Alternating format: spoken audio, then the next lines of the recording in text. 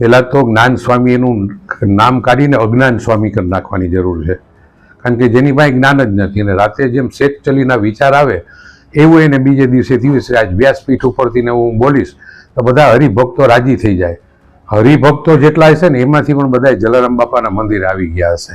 એટલે આ વાતથી તો વડતાલ મંદિરને ટોટલ બદનામ કર્યું છે. અને એ આના માટે એમ કે અહીંયા ગયા હતા ને અહીંયા ગયા હતા. આ વાતને અમારો સમાજ નહીં, આખા હિન્દુસ્તાનના બધા સમાજો જેને માને છે, હરેક સમાજ માને, એને વખોડીએ છીએ પણ કરે.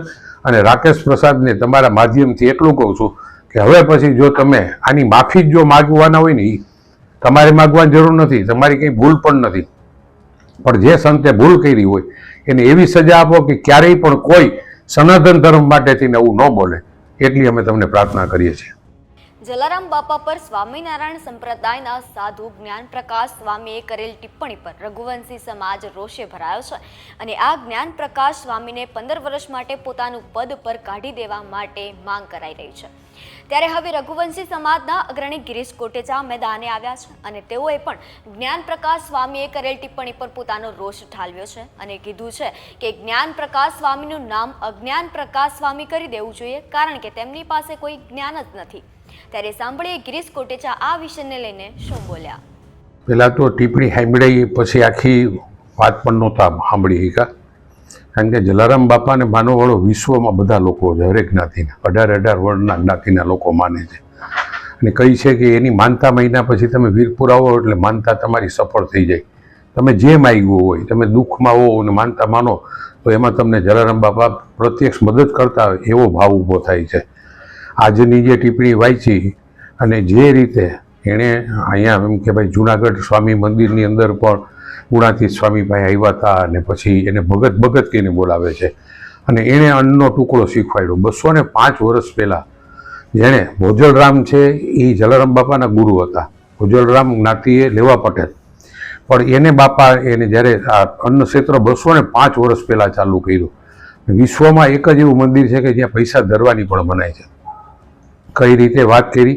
પહેલાં તો જ્ઞાન સ્વામી એનું નામ કાઢીને અજ્ઞાન સ્વામી કરી નાખવાની જરૂર છે, કારણ કે જેની પાસે જ્ઞાન જ નથી અને રાતે જેમ શેઠ ચલીના વિચાર આવે એવું એને બીજે દિવસે દિવસે આજ વ્યાસપીઠ ઉપરથી ને હું બોલીશ તો બધા હરિભક્તો રાજી થઈ જાય.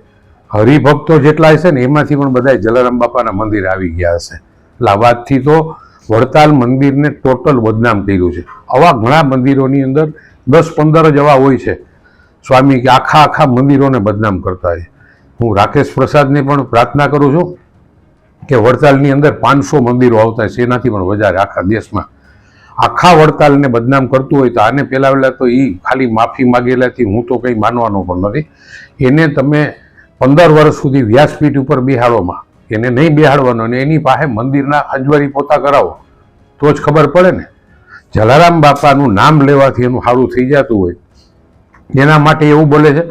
હવે તો કાલથી એવું પણ બોલશે કે આ સત્તાધરની અંદર છે એ પણ ત્યાં પણ અમે જમવાનું શીખવાડ્યું હતું આપા ગીગાની જગ્યામાં પણ ઉમિયામાંનું બોલશે. ખોરલ હરેકના પોતપોતાના સનાતન ધર્મમાં મર્યાદા રાખવાની હોય. જલારામ બાપાનું નામ બોલો પાછળ રામનું નામ લાગે છે અને એના માટે તમે આવા શબ્દ વાપરો એમ કે ન્યાય આવ્યા હતા આટલા દી રોકાણા હતા ને છે તારી ભાઈ ઇતિહાસભાઈ કઈ? આજે કોઈક ન્યૂઝ ચેનલ એમ કહેતો હતો મેં વાંચ્યું હતું, તો વાંચ્યું હોય તો બુક બતાવો ને બુક બનાવવાવાળો તારો જ કોઈ બાજુમાં બેઠેલો માણસ છે. અત્યાર સુધીના ઇતિહાસમાં ક્યારેય પણ જલારામ બાપાની એવી ચર્ચા કરી હોય તો આ પહેલા વહેલા છે અજ્ઞાન સ્વામી.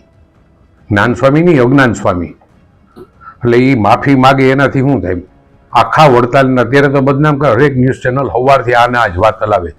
ન્યૂઝ ચેનલ પણ શું કામ હલાવે છે? બધી ન્યૂઝ ચેનલને ખબર છે કે જલારામ બાપાનું કેવડું આમ એનો ખાલી ખીચડી તમે કઢી અને બટેટાનું શાક ખાવ ને તો તમને આમ અન્નનો ઓટકાર આવી જાય, આઈસનો ઓટકાર આવી જાય. અને પ્રસાદ લ્યો ને બહાર નીકળો ને તમારી મનોકામના પૂરી થઈ જાય.